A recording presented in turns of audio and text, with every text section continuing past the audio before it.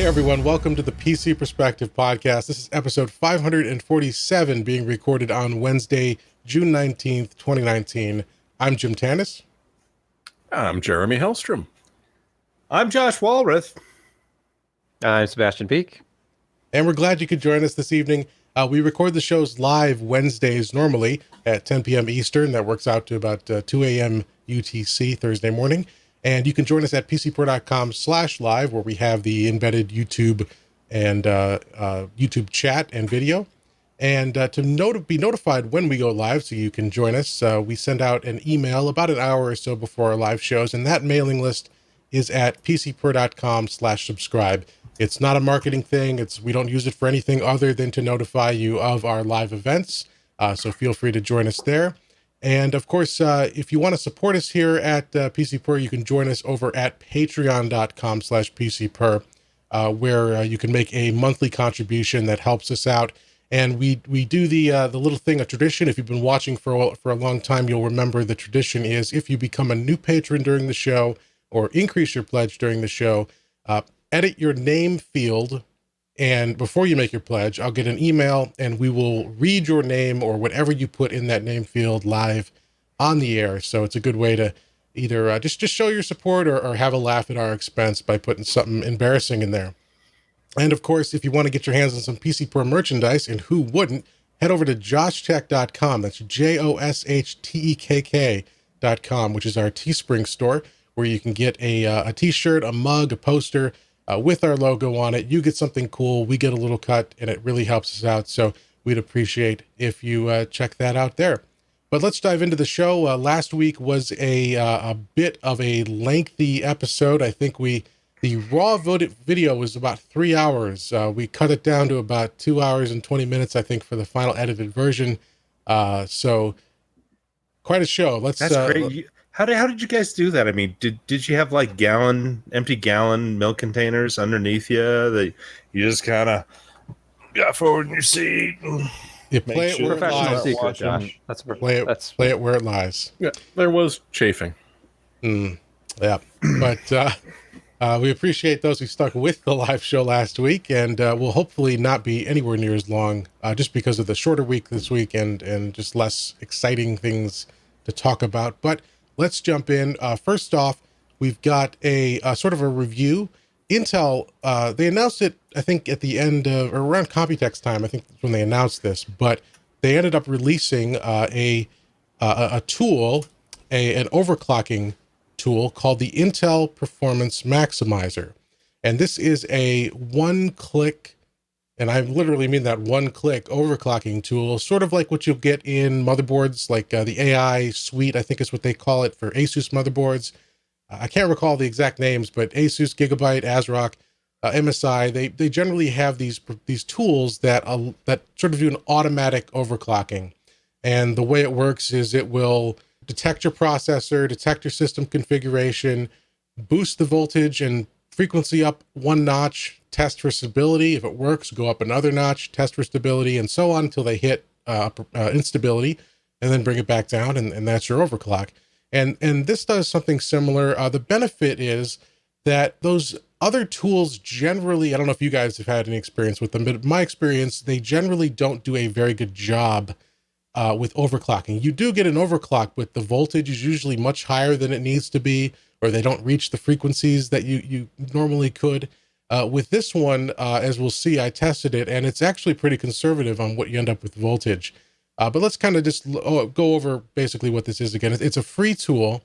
The biggest downside to it is that it's only available currently on a very select few 9th gen desktop core processors. So it's the 9900K, 9700K, and 9600K, and as well as their KF variants, which are the versions without integrated graphics. So three processors, technically 6 if you count the non-graphics versions. So not a huge market or a huge audience for somebody who can take advantage of this. You also have to have the Z390 chipset. So you can use these processors on Z370 in most cases, but that won't work. It has to be Z390. You have to have 8 gigs of RAM, and you have to have 16 gigs of storage on an internal volume, because it creates a Linux-based partition where it runs the test so that you're not loaded into the Windows environment while it's doing this stuff. But you grab the file, you download it. There's some other stuff. You kind of want to set your motherboard to like the default settings, because if you have any other automatic overclocking or boosting going on, it'll interfere with the test, including in our case, using the XMP profile for your memory that caused a crash. I don't know if that's going to be universal. We tested it on a 9900K with a Gigabyte Z390 Aorus Master. And in that case, the XMP profile on the Corsair memory screwed it up. So you basically want to set everything back to default settings in terms of like overclocking related stuff. And then you download the app and you get this little window. And, you know, it's a little disclaimer about, you know, this could cause instability and all that. So you accept that. You create your partition on the drive of your choice. And then you press continue. And it reboots and runs the testing. And it can take up to an hour or so, depending on your system configuration, your cooling and all that. But eventually you boot back into Windows when it's done. Hopefully it succeeded. And it shows you what it did. And so for us, again, on our 9900K, which is a retail version of that processor, it went from an all-core boost of 4.7 to an all-core boost of 4.9, which is pretty good for a 9900K. I've been able to manually get this processor up to 5, but at a little bit higher voltage. And it did that 4.9 at 1.293 volts. So again, pretty good on the voltage, especially compared to other one-click overclock tools. There's also another component to this, which is the Intel Performance Tuning Protection Plan. Now, this isn't new. This is something that Intel has offered before, but the pricing has been higher, and they've lowered the price and sort of reinvigorated it, I guess, by adding it into this tool or associating it with this tool. So now going forward, if you really want to make sure that you're not going to risk damaging your processor with an overclock, you can buy this sort of warranty, this protection plan from Intel. It's $19.99 for any of the supported processors, and it gives you a one-time replacement for damaging the processor due to overclocking, or as Intel puts it, quote, operating the eligible processor outside of Intel's published specifications. So if you combine something like this with the tool, you're pretty much guaranteed that even if something goes wrong, Intel's going to cover you to replace that processor. And that's particularly valuable on like a $500 9900K, for example. Not for everyone. If you're an experienced overclocker, I certainly don't recommend you get this. But if you're new to this, or if you're doing this for somebody else, you're building a system for somebody, they want that extra protection, you know, hey, it's something, it's not bad in terms of the price for what you get in terms of protection there. I tested Can you get this. that for the replacement processor? No, so it's a one-time replacement, Yeah, and then it doesn't, like a lot of warranties, it won't continue on to what And you get can't as the buy it again for replacement. $20. Exactly. Okay. So I tested the effectiveness of this, ran some benchmarks, and I tested stock, IPM, Intel Performance Maximizer, and a manual overclock. And in order to keep the voltages somewhat similar and somewhat in a safe range for kind of like long-term 24/7 use, I went to 4.9 at 1.236 volts. But the difference is, this is like a lot of these tools, this is specifically processor. This isn't going to overclock your memory. It's not going to touch your graphics card. It's not going to touch your cooling. It's a very focused on just your processor. And so if you were a newbie or a novice first-time builder and you boot the PC up and you run this, that's what I simulated. So the RAM stayed at the default, even though it was 3200 megahertz RAM, it stayed at the default 2133 setting based on this Z390 board. That's how it would run it if you installed it and loaded default settings. I don't recommend anyone do that, but again, this is a tool sort of for novices, and so that's probably a situation they'd find themselves in. So that's the stock setting. With the tool, with the IPM run, it's still keeping that 2133 for the memory, but it does boost that processor to 4.9. And then with the manual overclock, it's still at 4.9, slightly lower voltage, and with the XMP profile enabled, so at 3200. And as you'd expect, it's faster. The IPM gets you faster than stock. The manual overclock in most tests goes a little bit higher, but it's not as big of a difference as I would have thought. And it doesn't have those downsides, like I said, for some of the other tools, those one-click tools you get with motherboards where the voltage is too high. I think the last time I ran the ASUS AI suite, it had my voltage at like 3.8 volts, 1.38 volts.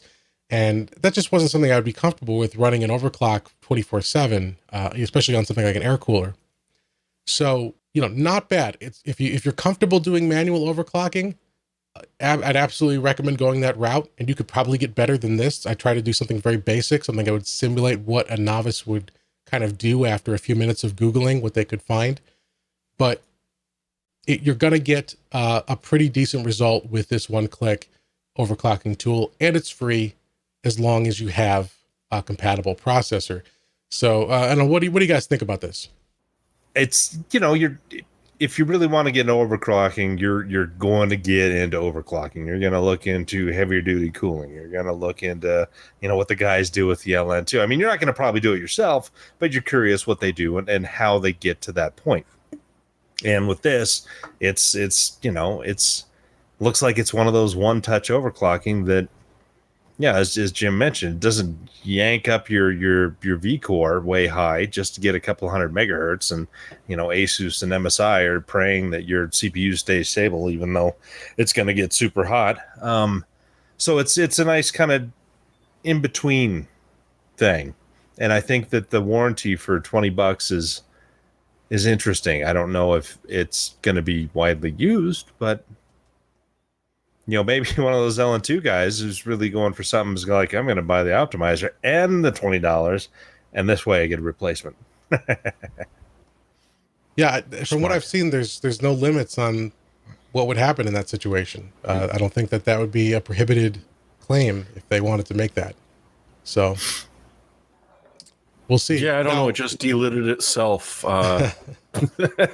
It was just weird, man. Yep. Now, of course, I'm sorry. Go ahead, Sebastian. I have a follow-up question, Jim. You said that it defaults to like whatever the memory defaults to on the motherboard, so 2133, even if it's like an XMP 3200 DDR set. Yes.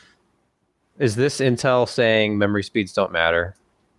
Which is kind of funny because recent literature published by them indicated, memory performance in gaming being an advantage for Intel. Yet their own overclocking tool ignores memory speed entirely, makes it default to whatever, SPD has loaded, and then only overclocks the CPU. Your thoughts?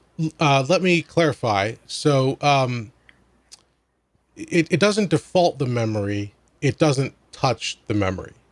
That's the difference. It is focused entirely. You said XMP screwed it up, right? XMP didn't work. So in my case, having the XMP profile enabled before running the testing, which automatically sets it, caused it to fail.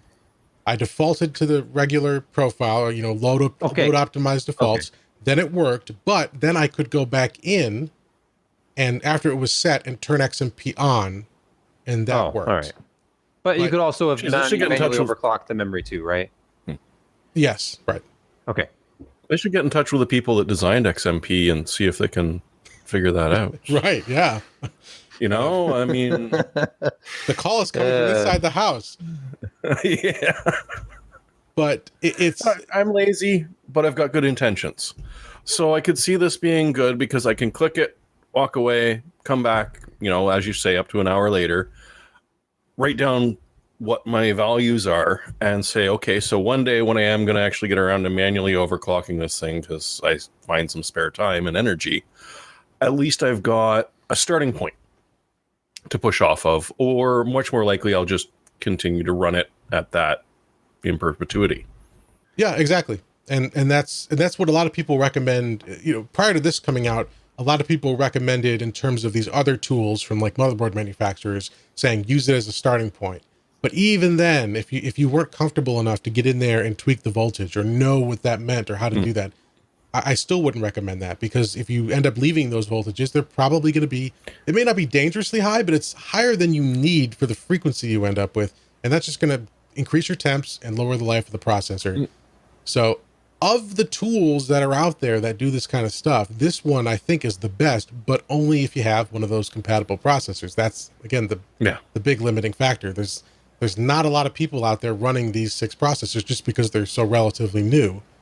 But, it is what it is. And, of course, cue the obvious comment, which will occur, which is, of course, they had to release an overclocking tool because their speculative execution patches cut the performance. So now they need something to make up for some of that difference. But it's good to see. It's good to have as an option. It's totally free. You don't need to use it. And if you do want to get more into something and you want a little bit more control and you're not comfortable going through BIOS, they've got the extreme tuning utility, which they've had for years now, which is the full-on control where you get to tweak all the different, or at least most of the settings related to overclocking in a nice GUI inside of Windows. So would you overclock, Jim? I mean, daily stuff. Would you find the advantages of having a slightly overclocked processor worth your time? Yes. I mean, I think every system I run is overclocked to some degree because recent processors have been amenable to that, or it's easy to overclock, and even if it's just kind of bumping up the multiplier a little bit and just seeing where you get. So it's free performance, and sometimes it's only single digit percentages. In some cases, it's as much as 10 or 15%, and it's depending on, as long as you have adequate cooling and you're not super concerned about noise. It's something I do on pretty much every system, and Jim, I probably wouldn't use this. Go ahead. I was just sorry for interrupting. Will you be overclocking your 2019 Mac Pro system this fall?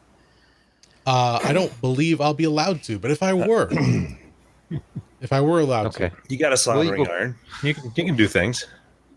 I really hope that somebody comes out with a knockoff case that looks just like it, so that we can do a little project and make our own ridiculous overclock system for about half the cost. I already have one. It's in the kitchen drawer. Oh, okay. Yeah. Yeah, that would be kind of funny, actually. I think I don't want to give away the story, but I think I just came up with something like involving zip ties, a cheese grater, and an open frame case. We'll just make one ourselves. I need about $40, and I'm going to go to Bed Bath & Beyond tomorrow. Expenses approved. Excellent. All right, so check out the Intel Performance Maximizer. The links are in the story. You can search for it, I'm sure. Intel's got a page set up. There are separate downloads, at least currently, depending on your processor. So there's a separate download for the 95 and 9600K and the 9900K. So just grab the one that works for you, and check it out. See what works for you. Let's continue on. And there was one other thing. We don't have an article written for it, but it's a topic that I wanted to discuss last week that I forgot about because we had so much stuff. But it's something that's worth noting, and it sort of ties into the notion of keeping expectations in check, because I think we're all very excited about all this Ryzen stuff coming out. It is on paper incredibly impressive. I'm not suggesting that it's not going to live up to it, but the point is, this is a company that we have to, like any other company, has to prove that they can ship in volume and that the performance is going to be there. And also, and there's some rumors about X570 being behind schedule or noisy or whatever. But anyway, looking back at AMD's demo when they showed the performance, one of their demos, one of their comparisons was showing a 9900K versus a Ryzen 9 3900K. So an 8-core Intel part versus the 12-core counterpart.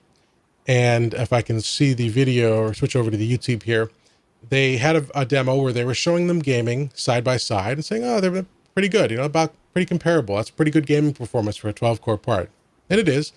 But then they said, let's turn on OBS and let's start streaming this game while you play it. And of course, the Intel part slowed to a slideshow. It's still, if you're watching the video here, it's still Larrabee, are you with us again? Right. And they were obviously, AMD was very happy about this, how drastic the change was. But this is something, and I think we're absolutely not the only ones to be concerned about this. I know Steve over at Gamers Nexus has been throwing a fit about this all week. But the point is, and we'll look at the charts here. I'll pause the video so you can see.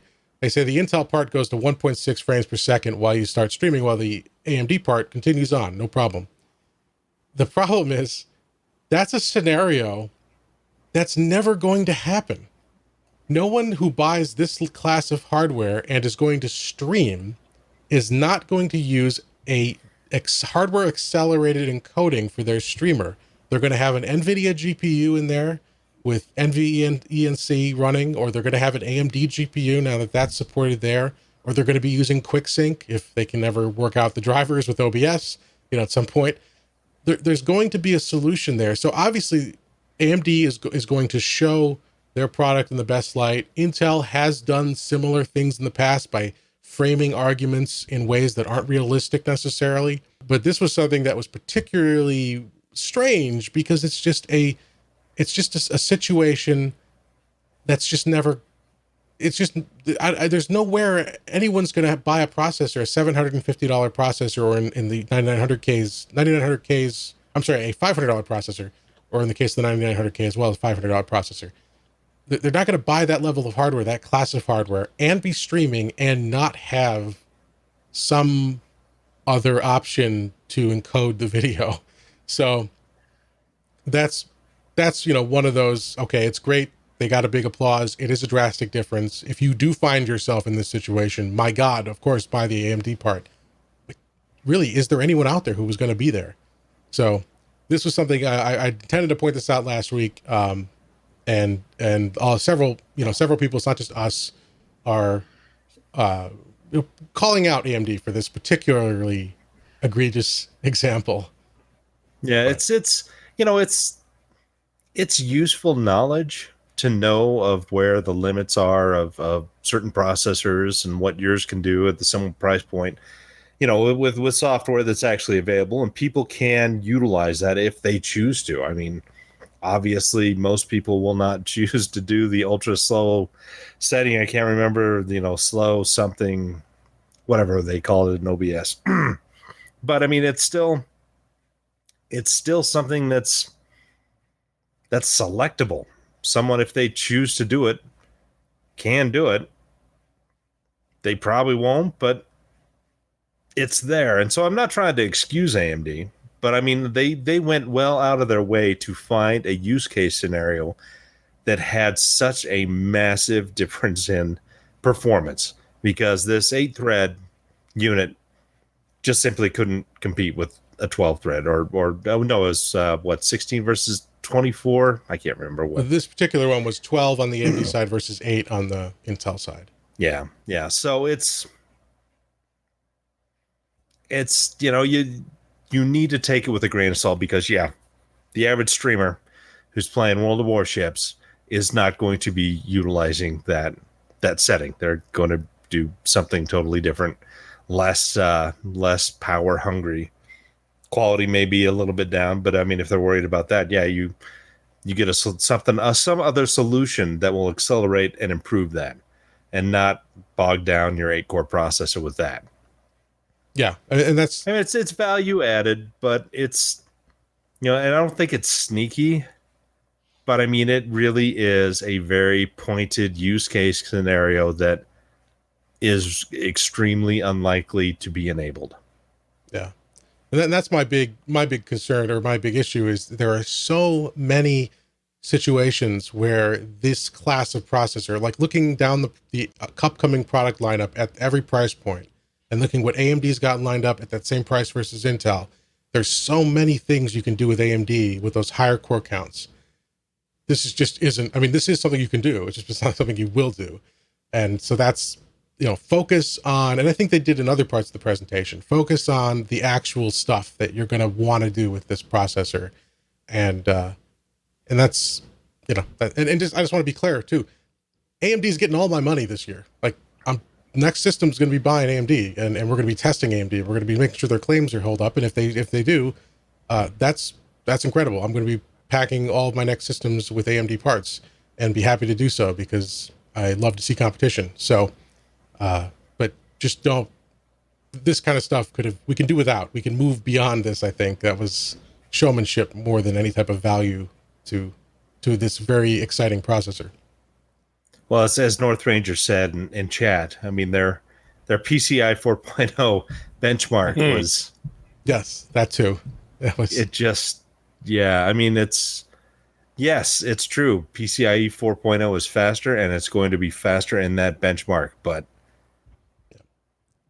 Now, in that case, I can almost forgive them, because there isn't really anything else to show in terms of gaming for PCI 4.0. Now, there's some stuff in like professional workstations, and I think they were showing this as well. Oh, and IO, it's going to be fantastic. I mean, if you get an 8 wide with one of those super duper, like 4 NVMe drives in there. I mean, you're going to be saturating and doing good stuff with PCIe 4.0. But yeah, video I didn't even mean that. I meant even on the graphics side, like you can do things like multiple 8K video streams or something like that. If you're doing video production, like there is a benefit to that bandwidth in a graphics card. It's just not gaming, and it's at least not today or in the near future. They definitely could have framed it differently and sold it differently. They could have said, similar results. Obviously, these are two high performance parts, and here we are gaming, we're streaming, and we're having good performance. But if we turn up the settings, say you want to have like a really high quality stream and set yourself apart from the rest, on Intel, it turns into a slideshow. And with our part, you can go all the way up to the ultra slow, and it's still over 60 frames per second and buttery smooth. Mm-hmm. That could have been a good demo too. It would have been a little bit more technical. And instead, it was that high level, like, oh, look, it's the competition. They're a slideshow. Look at us. We're smooth. And we're not telling you any of the settings. That'll come out later. And people who are, who know the difference, like Steve, immediately was like, no, this is wrong. Nobody ever uses that. Nobody ever would use that. You go for the faster settings because you don't want to hit your performance while you're streaming. Mm-hmm. And just now, what about performance while you're streaming? Because if you're you're benchmarking while streaming. Well, I mean, I'm not on. Well, I am online, but you know what I'm saying. Yeah, I do. Go ahead. Don't let me interrupt. I mean, I have 100 amp service, so it's fine. I've got all these systems and all these lights going, and I'm sure I won't actually lose power. Yeah. Yeah, your wife turns on the garbage disposal and the whole thing goes black. So, yeah. All right, well, let's jump into the next news story we've got here, and we know that there was no news on Threadripper, or at least no announcements on Threadripper during these past two AMD events, and with Ryzen now hitting 16 cores with the 3950X, we were left wondering what's there for Threadripper, and we know AMD through Lisa Su has said that they're committed to Threadripper, and some leaks came out this week suggesting that they're just going to continue the trend that they started with Ryzen and take Threadripper even higher. Why don't you tell us about this, Jeremy? What has AMD got in store for Threadripper, allegedly? Allegedly, we are going to see models with up to 64 physical cores, which it's almost hard to picture how your poor task manager is going to show that on the performance tab. It's insane. It's kind of hard to justify how the hell you're going to use that many, except for certain tasks. In my case, I'd be able to be running. That sounds almost epic. Oh, it is almost epic. Uh-huh.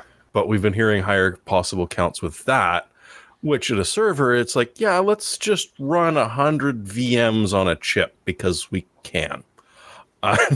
Which is going to be amusing in and of itself. But for my usage scenarios, doing folding at home and boink, like SETI at home and that means 64 tasks or 128, depending on which project you're doing and whether or not it's able to multi-thread in that way. I mean, they're going to be expensive. The guesses are about $2,500 to $3,000.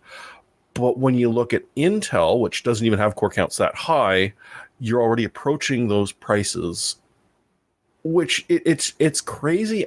Not everyone has $3,000 to toss on a workstation level CPU. Definitely not a gaming CPU. Server CPU, you're not even going to blink at that.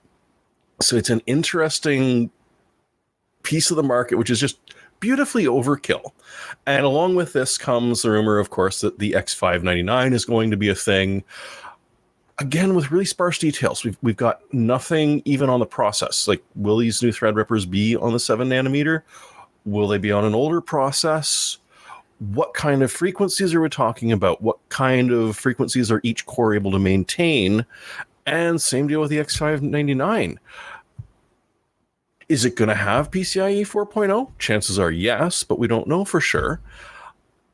And again, the assumption is that just with the Ryzen ones, your newer Threadrippers should still work in the older boards, but whether they put PCIe 4.0 on the 599 or not, you're not going to get it on the 399 or 499. But it'd just be interesting to do a BIOS update and just jump to 64 cores just to see what you can do and how many games utterly freak out because they just can't count that high and go back down to one core. I'm excited, but in a way because it's just so beautifully silly, and I want to see how it works out because I'm that's beyond my price range. I'm not going to be able to drop $3,000 on the processor. Sorry, I wish I could. It'd be fun. I just think of the things you could do with this. Oh, absolutely. I mean, now obviously at that point you've got to talk about a whole new level of threading, multi-threaded aware software. Yeah, but real-time ray tracing crisis in software without acceleration. Just throw more at it. And even then, but can it ray trace crisis? That's the new. You know what, thing. Josh? That's an amazing That'll be the idea. new thing. Yeah, that'll be the next older game that gets the ray tracing treatment. but only on 64 core processors. Yes. No RTX. This is the new X64. Yeah. I do want to point out too, kind of an aside here. I'm kind of impressed here. Obviously ads have gotten out of control. A lot of sites. We hope we're not one of them. We've tried very hard not to be, but look at this Best Buy ad. It's parallax scrolling in the ad. Look at that. Wow. I don't think I've ever seen that before. That's the power of QLED technology. That Yes. 8K on your Samsung QLED only at Best Buy. Shop now. So Unfortunately, you just got infected by looking at that TV. So I you better probably run a did. scan. I probably Please, did. Well, please, PSA, connect your existing Samsung Smart TV to a known good Samsung Smart TV and initiate a remote virus scan. Using one of the many, I'm sure, freely available virus scan apps you can download directly to your smart TV that are all completely trustworthy. Yes. What have we done? What have we done? Any more thoughts on Threadripper? Josh? Sebastian? With 64 cores, that's ridiculous. And of course, that would be based on the Epic side, I would assume. When the 16 core 32 thread part hits, the 3950X, for $749, I think that's going to be more than enough for most. Already, if you looked at the 2990WX, that's around a $1,730 part on Amazon the last time I checked. And yeah, it's twice the core count, but it's lower speeds. So single threaded performance will be lower than the 16 core part. So as an all around, like I want to game on this, I also want to be able to do like legitimate workstation type tasks. I would go for the lower thread count and use that extra money if it was already in my budget to like go with a better graphics solution or like a crazy, I could buy a storage array for the $1,000 price difference. So personally, I'd go for lower core count, higher clock speed. Sorry, Josh. No, it's perfectly fine. I didn't time that very well. I apologize. But you know what? The one really good thing about this next generation of Threadripper is? What? No gaming mode. True. Because it all goes through the I/O core that has a memory controller. So you don't have two separate memory controllers and a NUMA interface. It's just all connected by Infinity Fabric, looking like a monolithic core with a, even though it's going to be quad channel memory controller, it's going to be a single memory controller.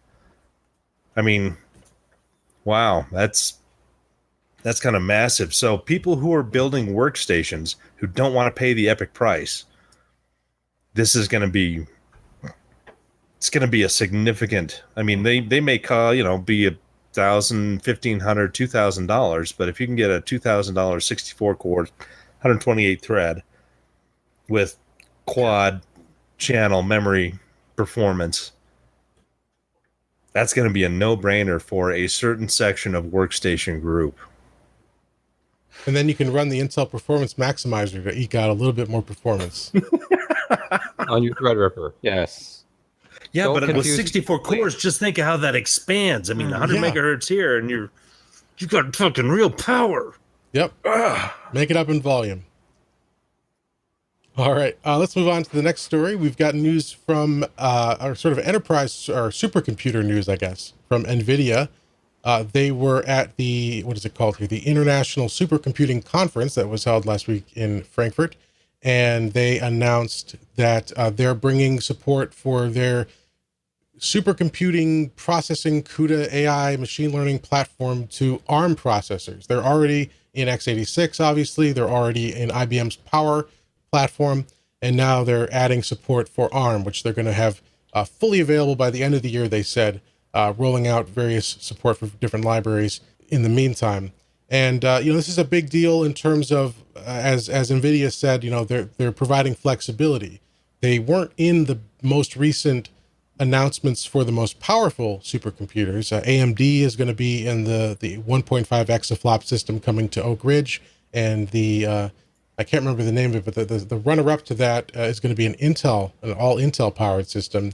So NVIDIA was absent from there, but they're looking then at more energy efficient supercomputers, and by bringing support for ARM-based processors to their graphics solution, or their graphics accelerated processing solution, that allows them to tackle that market. And alongside this announcement, they pointed out there was a survey by the Green 500, which showed that NVIDIA was in 22 of the world's 25, quote, most energy efficient supercomputers. I wasn't quite sure on the designation for that. It wasn't in the press release or on the website that they linked to in terms of specifically how they measured that, but clearly going for choice and for energy efficiency. And also Ian Buck, VP there of their Tesla data center business, he was giving an interview to, I think it was Reuters, and he pointed out that in Europe and in Japan in particular, they're liking ARM because ARM, obviously being the platform designer, not the manufacturer, is giving these companies choice in how they configure their systems. It's not necessarily tied to companies that are based in countries with whom they might have disagreements politically. It's just more flexibility, and so ARM is becoming more popular there. And so having NVIDIA options for ARM-based systems is good there as well. What do you guys think of this news? I think it's a decent advance. It's nice for ARM because CUDA is, it's really widely used. OpenCL has been kind of a flop. There've been other things floated out there, and there's some really, custom coded stuff that works well, but of course, can't be transported across other platforms and other applications. So this is a nice advancement for the ARM group. They don't have a huge amount of server footprint. They certainly don't have a whole lot of workstation footprint at all. But it's it's something that hey, I'm going to do some machine learning with my Shield TV. It'll work, right? Perhaps. Yes. Somebody will have something. But yeah, that's the thing. It's ARM has their machine learning stuff. They've got the latest generations of Mali GPUs are really good. They can do a lot more general purpose stuff than ever before. Machine learning, of course, it's really efficient at what they do, and it's pretty powerful. But CUDA doesn't run on those, so don't think that, hey, I've got a cell phone and I can load CUDA up and I can start making apps that'll do whatever I want it to. And that's not the case. It's just CUDA for the ARM infrastructure, but you still have to have an NVIDIA component in there to be able to run it all. So I can't just plug my cell phone into my car via USB and then it just drives it? That's a pity. You could try. Bring back Tegra. Tegra 17, it's going to drive our cars. Well, all right. Well, let's jump to the story we just alluded to about smart TVs and the coming apocalypse. Samsung, very, very surprisingly, or I guess unsurprisingly, if you think about it, sent out a tweet through their channels. I guess it was their support Twitter, basically suggesting that customers run virus scans on their Samsung smart TVs. And then PR deleted it minutes later. Right. Of course. Yeah. It was poorly received and covered up. But what do you guys think, Jeremy? You wrote this up. What's happening? Yeah, it's an internet connected device. Don't trust it. Assume it's been infected, especially if you never do anything about it. Now, I haven't had, I kept meaning to screw around with one of the ones that we've got at work to go into the menu, because apparently there is a built-in one that you can trigger a manual scan. You can't set it on a schedule of any sort. You have to do it manually.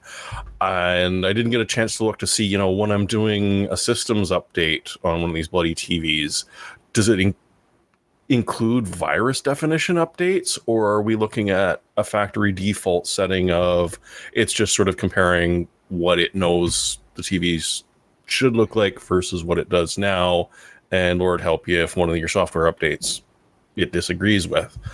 But the Internet of Crap has taught us, you got to assume that anything you hook up to the internet is vulnerable. Otherwise, well, you're a bloody idiot.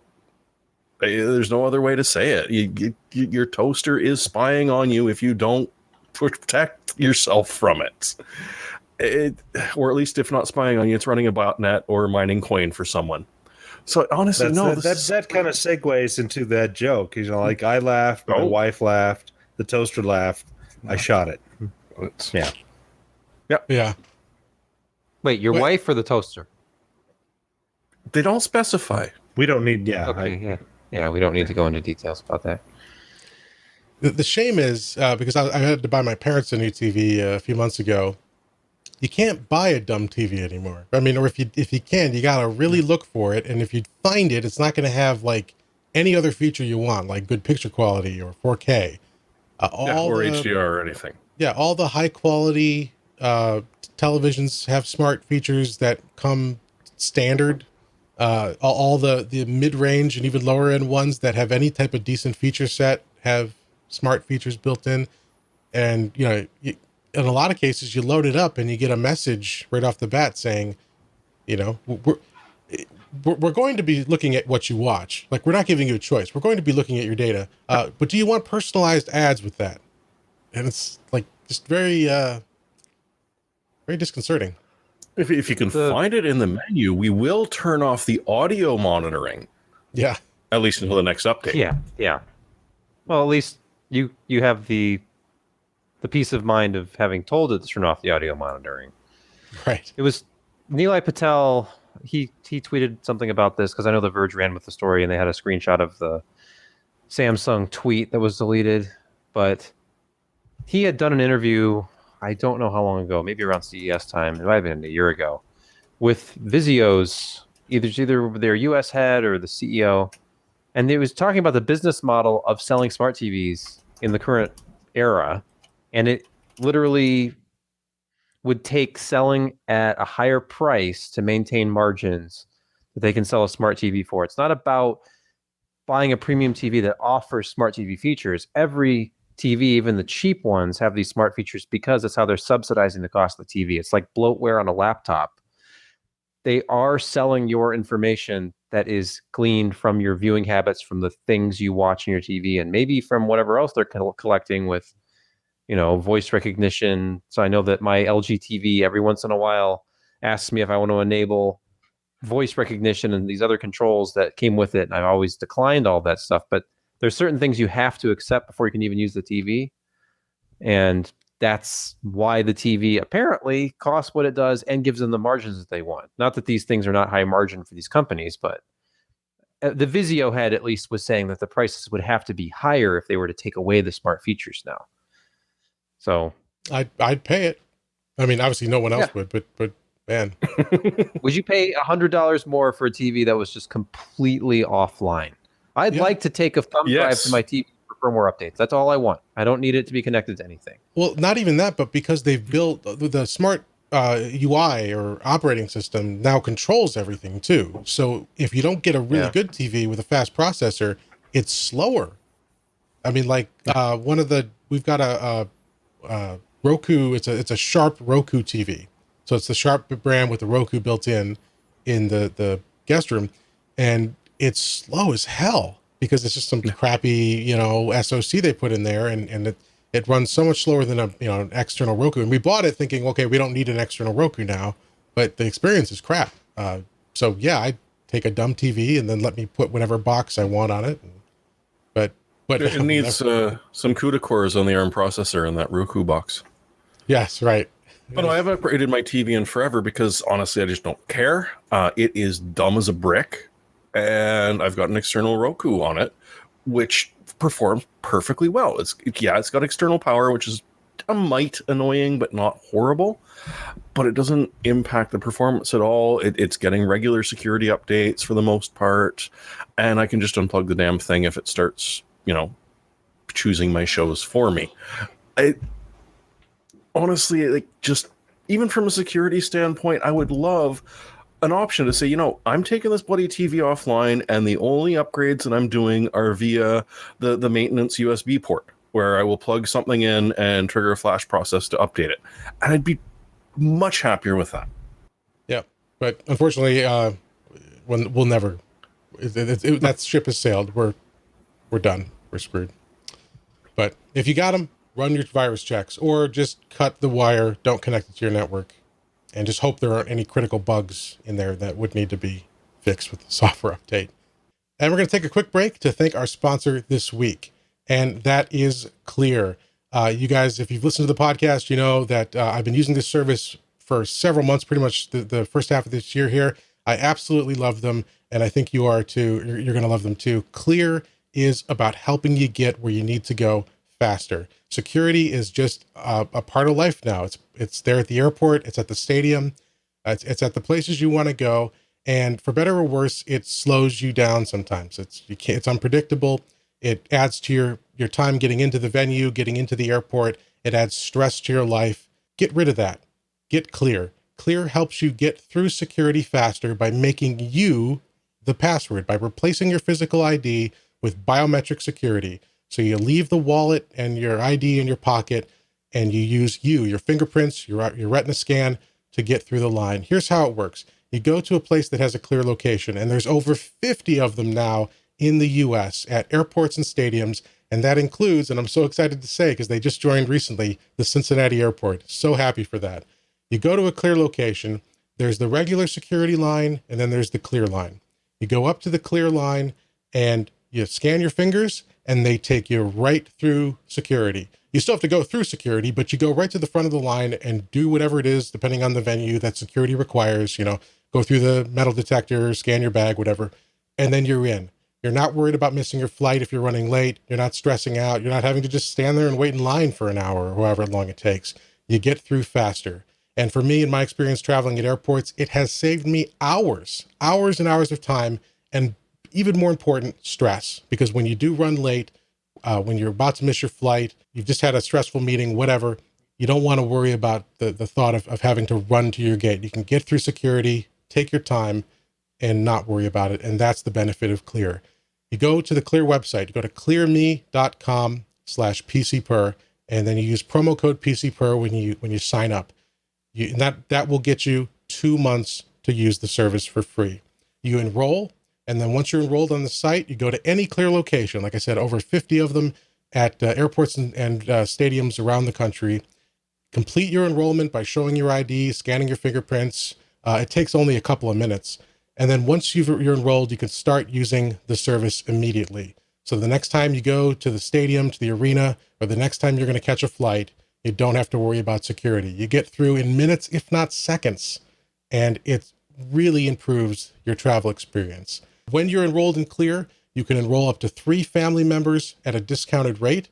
And when you have children under 18 traveling with you, they can get through for free. Clear is the absolute best way to get through airport security. And if you have something like PreCheck, the TSA PreCheck, they work together so you can get through even faster. As I mentioned, when I was at San Jose last month, I was running late. The line was about 100 people long through the regular TSA line. I got through with Clear in, I think I said 87 seconds. It was something like that. It was just over a minute. It was unbelievable. So check that out. You get 2 months free to use it. So if you're going to be traveling this summer, even if you have just 1 or 2 trips, sign up, try it for free, see how much better Clear makes your travel experience. Go to clearme.com/PCPer and use promo code PCPer when you check out. That's CLEARME.com/PCPer and promo code PCPer. I love Clear. I'm a full paying member. I plan to continue because it's made such a dramatic improvement in my travel life. If you travel at all, You owe it to yourself to check it out. clearme.com/PCPer. We thank Clear for their support of the PC Perspective podcast. But let's continue on with the news in order to keep my promise of being a short show.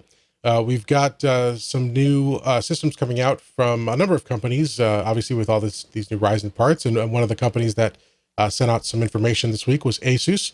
They've got these AMD-powered gaming systems, laptops and desktops. I think the laptops were already announced, at least in terms of the key feature set back at their event in New York in April. But I think they're close to launching now is the key. But what wasn't announced is this new desktop here, the ROG Strix GL10DH.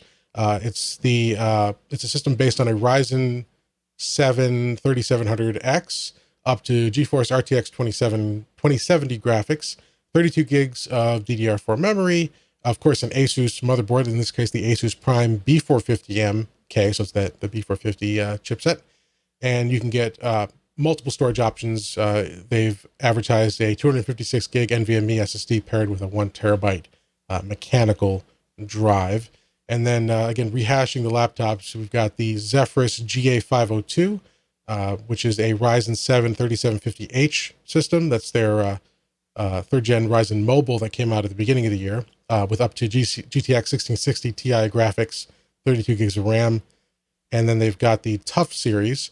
And again, ASUS this year rebranded TUF. It's now their entry level. It's still got that sort of tough aesthetic, rugged look, but it's their lower priced models, the TUF Gaming FX 505DY with a Ryzen, not a Ryzen 7 3700X, that's a desktop part.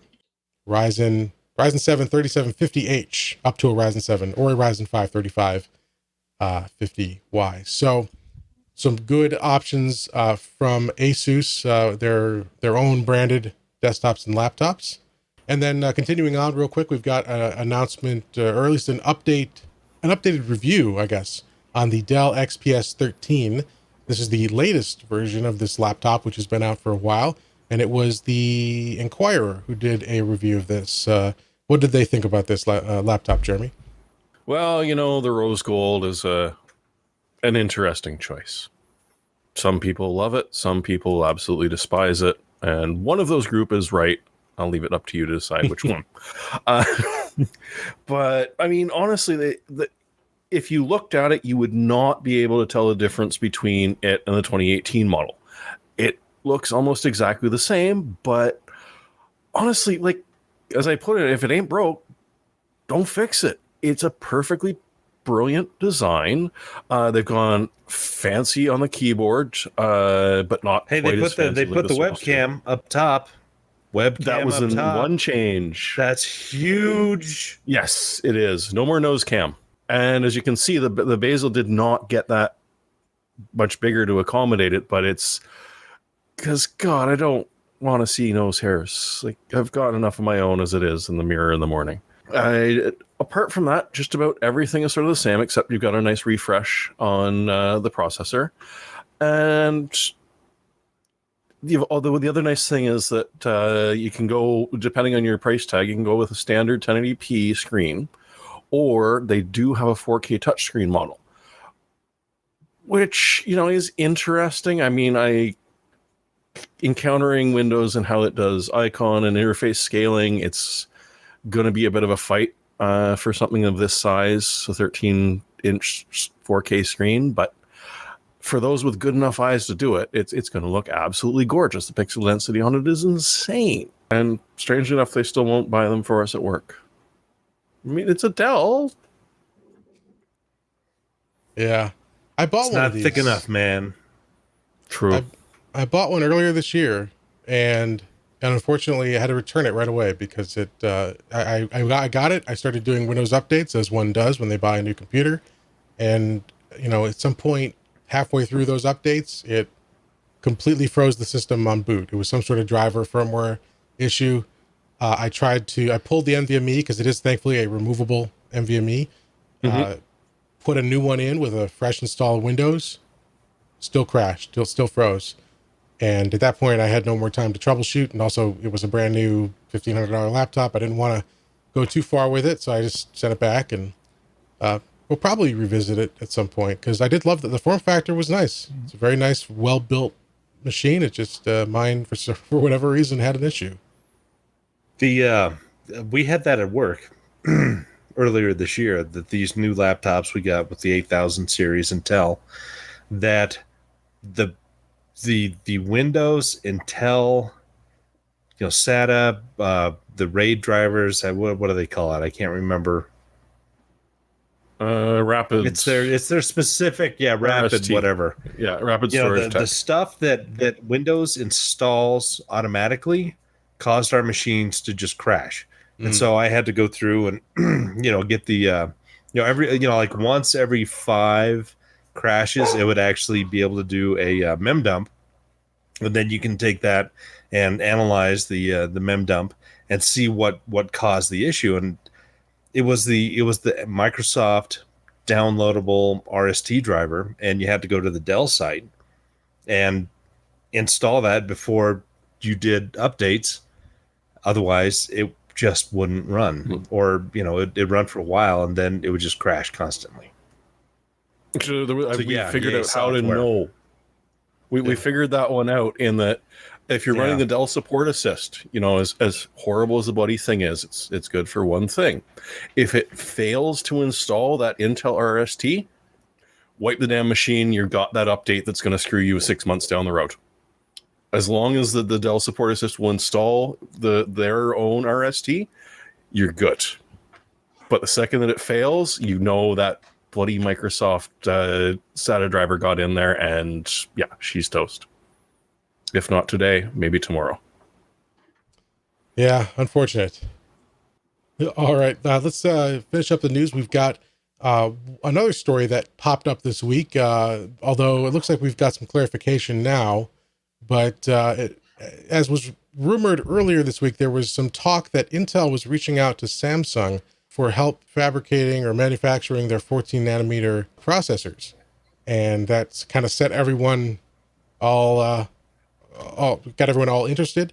But then a rumor or clarification, I guess, I don't know if it was yesterday or today, earlier today, clarification that this is not about processors. Intel and Samsung are talking not about processors, but probably about chipsets and other, smaller embedded type stuff, not the big desktop and mobile processors. But what do you guys think about this this story? Part that made sense to me was they were looking at volume. Let's just suddenly wrap down a couple of our 14 nanometer lines, retool them, and try and get some bloody processors out. But at the same time, you're looking going, Samsung, it's not TSMC, it's not GloFo, but Intel is close to the chest. They don't outsource that kind of thing. Yeah, it's weird because Intel is investing billions of dollars in the big 4 fabs that they've got now that will do 10 nanometer and more 14 nanometer stuff. And it's going to be something pretty low end that they would do. I know there was some talk about an external graphics part that would be actually on a chip rather than a standalone GPU that they might be doing with Samsung, but that's purely rumor at the time. They are 14 nanometer constrained, I have no doubt there. But doing something like this and then floating over a design to Samsung's 14 nanometer, that's not something you can do overnight or even within maybe 6 months. It takes a lot of work and a lot of modifications because Intel's designs they're very, very different. A lot of hand laid transistors, manual place and route versus automated. So it was a weird thing. You could something like the Intel part that used a Vega graphics. Yes, Intel utilized another fabrication joint to do those graphics parts because they didn't have the capacity, and it's it's a product that's already made for those those nodes and manufacturers. So you can see that, but something new coming down the line, it's going to have to be pretty specialized and a little bit further thinking ahead. And plus, if it's in 2 years, what's going to be hitting 14 nanometers that is going to be high performance? So basically the answer is nothing. Yeah. So obviously that's part of the reason why the denial of the rumor was quickly accepted by most, I think. So Unless All they right. doth protest too much. yeah. But let's finish up. We've got something I'm sure Jeremy's very excited about at E3. I believe this was announced at E3. There's a Yep. new Paradox game coming out. That is, it's certainly a Paradox game, but a little bit different than what we've seen in the past. Why don't you tell us what they've got in store here, Jeremy? Yeah, so you are in 1920s Prohibition era Chicago, and you're Al Capone, building a criminal empire to rival all others. So you will get, assumedly, a map, as Paradox usually does, with a Europa Universalis and Stellaris and Crusader Kings. And actually, it's that last one that this is probably going to most represent, because Crusader Kings was not just about taking over the world, but about how horrible the people in your empire were. And they gained traits that, you have to figure out a way when you found out that your king is actually a cannibalistic baby eater, because that's a thing. So you build up a squad, you hire mercenaries, which will help you grow your empire, and you're going to have to sort of deal with the fact that these are not good guys. They are not nice people. One of the special moves apparently is for someone who's unconscious to run up to them and knife them, as he just did right there, because that's what you do. You're a gangster. It's very different in a way from what a lot of Paradox has done, because the battles are turn-based. Which is amusing, picturing gangsters waiting in turns to shoot each other. But the reason that this is probably going to work out well is because when they said that they're working with Romero Games, they're actually talking about Brenda Romero. She is the mastermind behind a lot of the stuff that happened in Jagged Alliance and Jagged Alliance 2 in the old Wizardry series. She's been around for forever. She even did Playboy the Mansion, for crying out loud. So, it's with her doing sort of the stories and the design of the turn-based stuff, which she's been doing for well over 20 years now. It could become very interesting for a gaming series where you're used to just sort of watching numbers. You're watching statistics of ships or armies as they die, and eventually, one side wins or the other, but you've got no real influence in it apart from the technologies that you've got. Whereas in this one, you're going to be sort of an XCOM type battles, which will be interesting.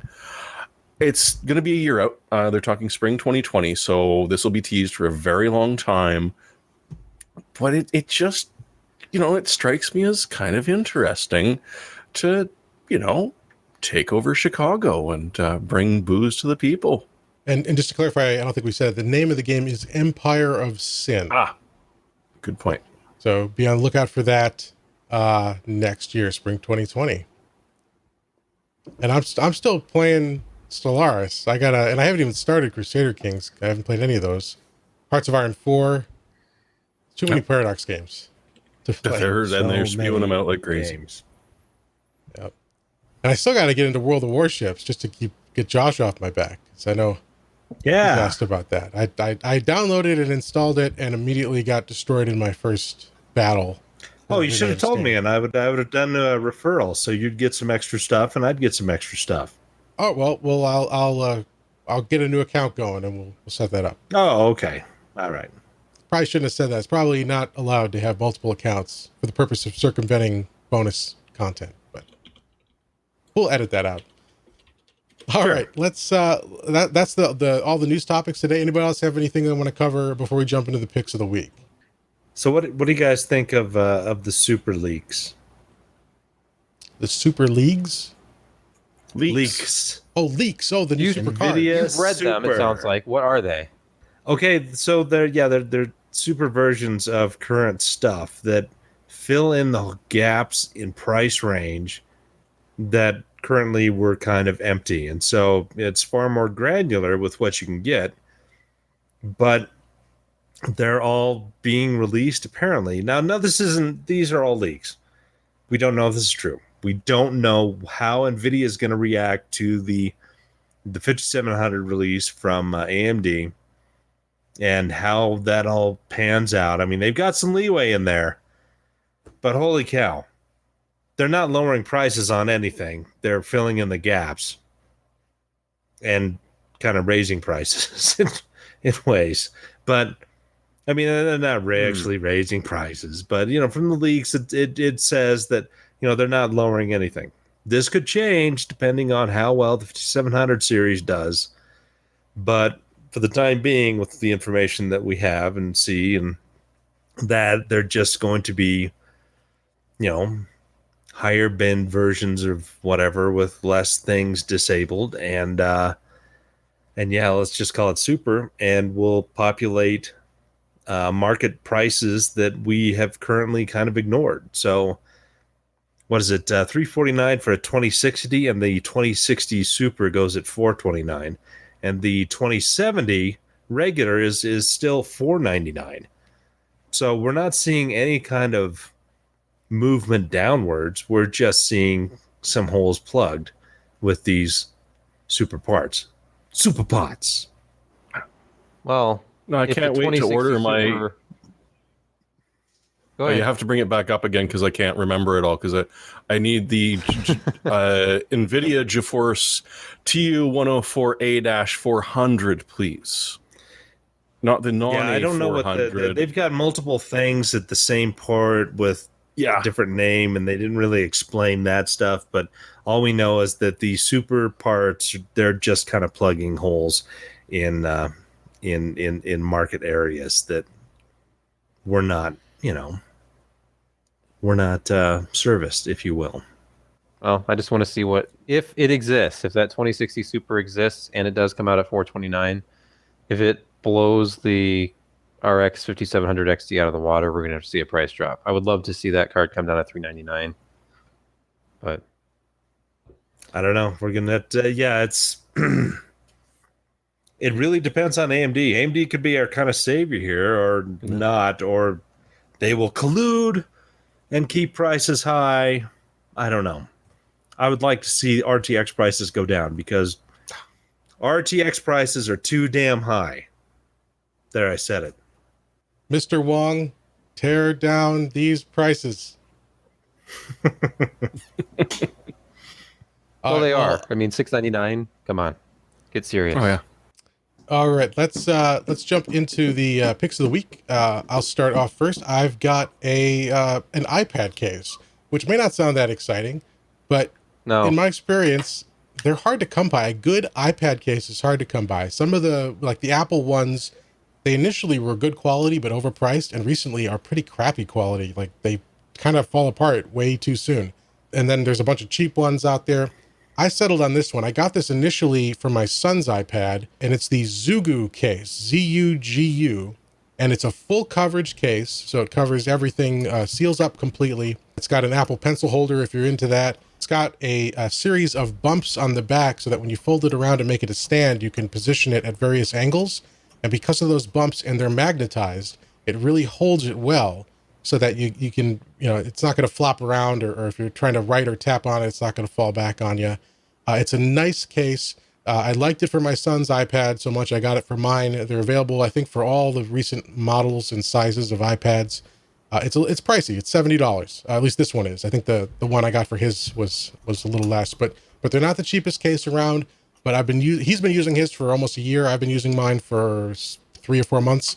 It's really, really a solid case. It's probably my favorite non-keyboard case for the iPad. So if you have one and you're looking for that case, check it out. Zugu case, Z-U-G-U, and just make sure you select the right size for your iPad. All right, Jeremy, you're next. Hey, it's garbage, but it works, and You can go out into the ocean and form all that floating plastic into something that'll really, really screw around the wildlife. Or, you can just use it to recycle trash plastic. It's a specific type of 3D print head, which doesn't need filament. You shred up a bunch of plastic, you throw it in. It will print with it. It's not going to be as pretty as, proper filament will be, but it's also a hell of a lot cheaper. It's a great way to do your prototyping to see, is this design actually going to stand? Or if you're looking for something that looks a little more interesting because you get a lot more texture out of it. And hey, you're recycling. So you're doing sort of a good thing for the environment. I mean, it's not like you're getting rid of the plastic, you're just reforming it, but into something relatively useful in theory. And it's bloody free. That way you can test out your prints without blowing through all the filament, going through trying to recycle filament, which is not as easy as it could be. And it's not stupidly expensive, so give it a shot. If you've got a 3D printer and you just want to screw around and don't really want to spend money on another giant batch of filament. Nice. Apparently it makes a good toilet seat. It makes it. Oh. Those are the comments below. It was not mine. It was just, so what are guys making out of it? Oh, it's okay. It's a toilet seat. And now we're getting into the Bernoulli effect and how it would ensure that bacteria isn't growing in the little pits. Oh, boy. It's a strange sight. All right, Josh. Me. Okay, you know what?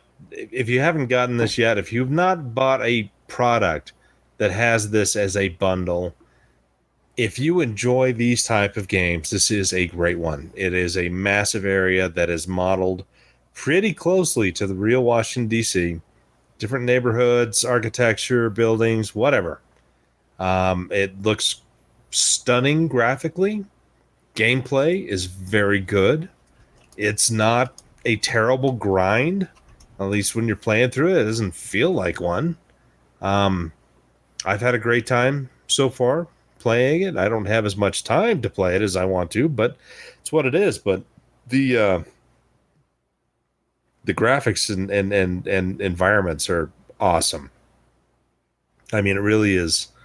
It's a step up, and it just it all helps with the immersion, and it's really interesting stuff. It's kind of a fun storyline, and it